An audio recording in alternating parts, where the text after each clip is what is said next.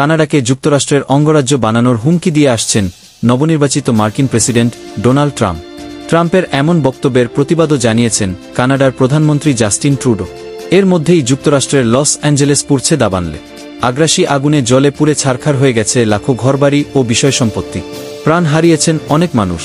এমন পরিস্থিতিতে যুক্তরাষ্ট্রের পাশে দাঁড়ানোর ঘোষণা দিয়েছেন প্রতিবেশী কানাডা। দেশটির প্রধানমন্ত্রী জাস্টিন ট্রুডো ঘোষণা দিয়েছেন, ক্যালিফোর্নিয়ার দাবানলের বিরুদ্ধে লড়াই করতে সহায়তার জন্য 600 জন দমকলকর্মী পাঠাচ্ছে তার দেশ।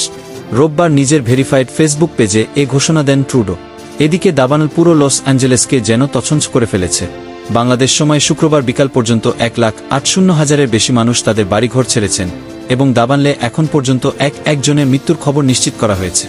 দাবানলের ঘটনায় লস অ্যাঞ্জেলেস কর্তৃপক্ষ সতর্কতা জারির পাশাপাশি বাড়িঘর ছেড়ে নিরাপদে যাওয়ার আদেশ জারি করলে বাসিন্দারা দ্রুত সাড়া দেয়। লস অ্যাঞ্জেলেসে গত কয়েক দশক ধরে খরা, এরপর সাম্প্রতিক বছরগুলো ভারী বৃষ্টিপাত পরে শরৎ ও শীতকালের শুষ্ক পরিস্থিতিতে ফিরে আসা সবই আগুনের জ্বালানি হিসেবে কাজ করেছে। শক্তিশালী স্যান্টা আনা বাতাস গাছপালাগুলো শুকিয়ে ফেলে আগুন দ্রুত ছড়িয়ে দিয়েছে। স্যান্ট আনা বাতাস হল শক্তিশালী, শীতল, শুষ্ক, ঝড়ো বাতাস, যাকে কখনো কখনো ডেভিল উইন্ডশো বলা হয়। এই উচ্চচাপ বায়ু যুক্তরাষ্ট্রের পশ্চিমাঞ্চলের গ্রেট বেসিন এলাকা, যা মূলত নেভাডা, ইউটাহ, আইডাহো ও দক্ষিণ পূর্ব ওরেগনের ঊষর মরুভূমি অঞ্চল থেকে উৎপন্ন হয় এবং ক্যালিফোর্নিয়ার দিকে। ভিডিও পেতে চ্যানেলটি সাবস্ক্রাইব করুন এবং পাশে থাকা বেল আইকনটি প্রেস করুন, যাতে নতুন ভিডিও আপলোড হলেই নোটিফিকেশন পান।